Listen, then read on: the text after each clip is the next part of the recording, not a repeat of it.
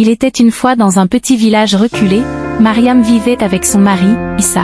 Ils étaient un couple respecté et heureux, mais après des années de mariage sans enfants, ils étaient devenus la cible de nombreuses moqueries. La stérilité dans leur communauté était considérée comme une malédiction, et beaucoup commençaient à penser que Mariam était sous l'emprise d'un mauvais sort. Un jour, après de longues années d'attente, Mariam donna naissance à un enfant. Pourtant, ce qui aurait dû être une bénédiction se transforma rapidement en cauchemar. Le bébé, qu'elle nomma Souleymane, était différent. Il avait une peau d'une blancheur inhabituelle, presque translucide, et ses yeux étaient d'un bleu profond, quelque chose que personne dans le village n'avait jamais vu. Les rumeurs commencèrent à circuler. Certains disaient que l'enfant était un esprit, d'autres prétendaient que Mariam avait fait un pacte avec des forces obscures pour avoir cet enfant. Malgré l'amour inconditionnel qu'elle portait à son fils, Mariam souffrait des moqueries et des insultes de ses voisins. Chaque fois qu'elle se rendait au marché, les femmes du village la dévisageaient et murmuraient dans son dos comme « Elle a donné naissance à un enfant maudit » ou « Cet enfant n'est pas humain, il apportera la destruction sur notre village ». Issa, bien que dévoué à sa femme et à son enfant, commençait lui aussi à être submergé par les doutes. Un soir, après une longue journée de travail, il rentra à la maison, le regard sombre. « Dis-a, Mariam, dit-il doucement, que dis-tu des rumeurs ? As-tu fait quelque chose ?» Mariam, choquée et blessée par la question, répondit avec fermeté, « Dis-a, Issa, tu es mon mari. Comment peux-tu douter de moi ? Souleymane est notre fils. Il est un don des cieux après tant d'années de prière. » Mais Issa n'était pas convaincu. Les paroles du village l'avaient atteint, et il commença à s'éloigner peu à peu de sa femme et de son fils.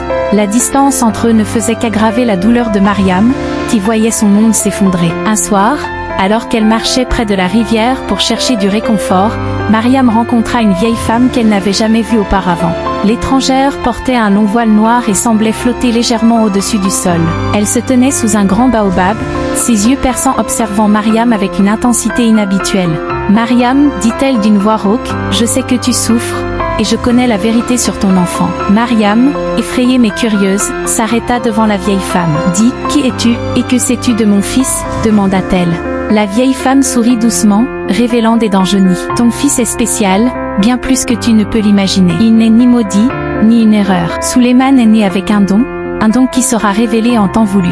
Mais attention, car ceux qui t'entourent ne sont pas tous tes alliés. » Avant que Mariam puisse poser d'autres questions, la femme disparut, laissant derrière elle un sentiment de mystère. Le cœur de Mariam était alourdi par cette rencontre, mais elle sentait que son fils n'était peut-être pas la malédiction que tout le monde prétendait. Quelques jours plus tard, le village organisa une grande cérémonie pour célébrer la récolte annuelle. Mariam et Issa y furent invités, mais dès leur arrivée, Mariam sentit les regards pesant sur elle et son fils. Partout où elle allait, elle pouvait entendre les murmures, comme disait « Regarde cet enfant » ou « Pourquoi n'a-t-on pas encore chassé cette famille ?» Issa, de son côté, restait distant, préférant se tenir avec ses amis plutôt que de soutenir sa femme.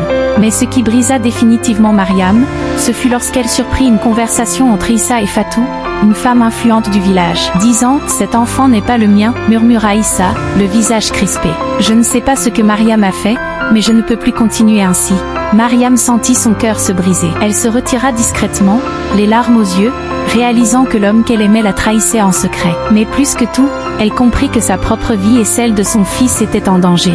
Une nuit, quelques semaines après cette trahison, alors que Mariam dormait aux côtés de son fils, elle fit un rêve étrange. Elle se trouvait dans une forêt dense, entourée d'arbres qui semblaient murmurer son nom. Au centre de cette clairière se trouvait la vieille femme qu'elle avait rencontrée près de la rivière. « Il est temps, dit la vieille femme, que tu connaisses la vérité. » Dans le rêve, la femme tendit la main vers Souleymane, et en un instant, il se transforma. Son corps devint lumineux, presque céleste, et des ailes d'or apparurent dans son dos. Et la vieille femme dit « Souleymane est un être choisi par les esprits ancestraux, expliqua la vieille femme.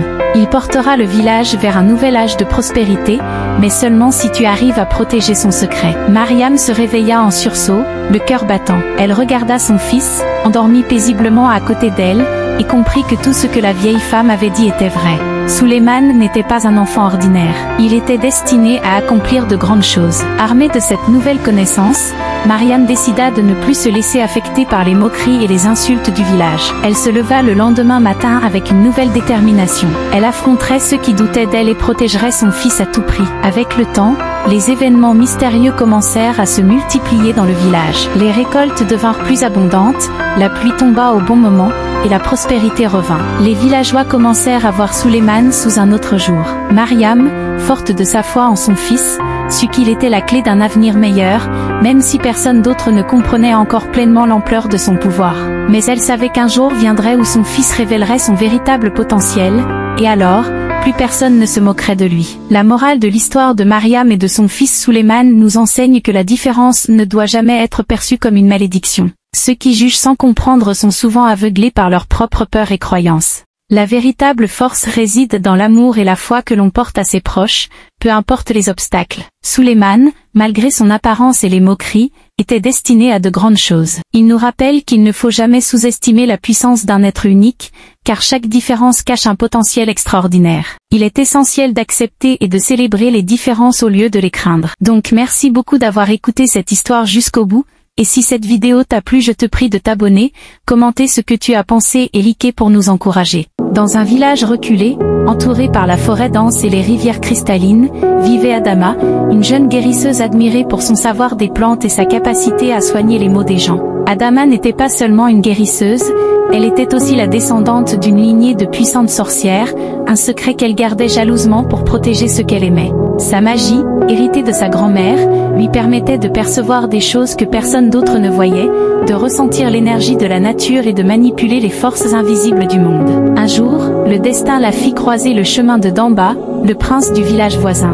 Damba était un homme charismatique, courageux et aimé de tous. Il venait souvent dans le village d'Adama pour des affaires politiques, mais cette fois, c'était son cœur qui le guidait. Il était tombé amoureux d'Adama, de sa gentillesse et de sa beauté intérieure. Petit à petit, une relation se tissa entre eux, faite de confidences sous les arbres et de promenades au coucher du soleil. Leur amour semblait inébranlable, mais les ombres menaçaient de tout détruire. Lila, une sorcière puissante, vivait dans le même village qu'Adama. Elle connaissait les pouvoirs d'Adama et les convoitait. Pire encore, elle aimait Damba depuis toujours et ne supportait pas de le voir dans les bras d'une autre. Rongée par la jalousie, Lila décida de faire tout ce qui était en son pouvoir pour séparer Adama et Damba. Elle utilisa ses sombres pouvoirs pour lancer un sort puissant destiné à briser leur amour. Sous l'influence du sortilège de Lila, Damba commença à faire des cauchemars. Chaque nuit, des visions terrifiantes et trompeuses lui montraient Adama en train de le trahir. Il rêvait de complots, de mensonges, et de rituels sombres où Adama utilisait ses pouvoirs contre lui. Le doute s'insinua dans son esprit, transformant l'amour en méfiance. Désemparée et effrayée, Damba finit par s'éloigner d'Adama, persuadée qu'elle avait un côté sombre qu'elle lui cachait. Pour Adama, c'était un coup dur. Elle ne comprenait pas ce qui avait changé, pourquoi Damba la regardait maintenant avec suspicion et colère. Elle tenta de lui parler, de comprendre ses peurs, mais Damba se referma sur lui-même, convaincu qu'il avait été ensorcelé. Les rumeurs se propagèrent rapidement dans le village, et bientôt, Adama fut accusée d'utiliser sa magie contre ceux qu'elle aimait le plus. Dévastée, mais déterminée à découvrir la vérité, Adama entreprit un voyage vers la forêt sacrée où vivait une vieille chamane, connue pour ses connaissances profondes des mystères du monde. La chamane écouta Adama et lui révéla que Lila était derrière tout cela. Elle lui expliqua que pour libérer Damba de l'emprise du sort, elle devrait affronter Lila et détruire son pouvoir maléfique. Armée de cette connaissance, Adama retourna au village. La confrontation avec Lila fut inévitable. Au crépuscule, dans une clairière baignée par la lumière de la lune, les deux sorcières se livrèrent un combat magique. Lila attaqua avec des sorts de destruction, mais Adama, utilisant sa magie de guérison et la force de sa lignée, parvint à contrer les attaques. Le combat était féroce, mais Adama réussit finalement à briser le sort de Lila en invoquant l'esprit de sa grand-mère, dont le pouvoir était encore plus grand que celui de la haine. Lila, vaincue et humiliée, fut bannie du village. Libérée de ses visions et de ses cauchemars, Damba réalisa alors toute l'étendue de sa méprise. Il s'excusa auprès d'Adama, admettant que l'amour qu'il avait pour elle était plus fort que les illusions créées par Lila. Adama, avec un cœur magnanime, accepta ses excuses, et ensemble, ils décidèrent de reconstruire leur relation sur la base de la confiance et de la vérité. La paix revint au village, et Adama fut désormais reconnue non seulement comme une guérisseuse, mais aussi comme une protectrice du village, une figure de sagesse et de bonté. Son amour pour Damba, qui avait survécu aux épreuves de la magie noire, devint un symbole d'espoir pour tous. Quant à Lila, elle erra dans les bois, seule, avec pour seule compagnie le regret de ses actes et la perte de ce qu'elle n'avait jamais vraiment possédé. La morale de l'histoire est que l'amour véritable ne peut être détruit par la magie ni par la jalousie. Ceux qui cherchent à blesser les autres par égoïsme finissent toujours par se blesser eux-mêmes. La confiance et la vérité sont les piliers sur lesquels se bâtit un amour durable, et même les forces les plus sombres ne peuvent détruire un cœur pur. Donc si cette vidéo t'a plu, abonne-toi et active la cloche de notification pour ne rater aucune de nos histoires africaines et lâche un like. À bientôt.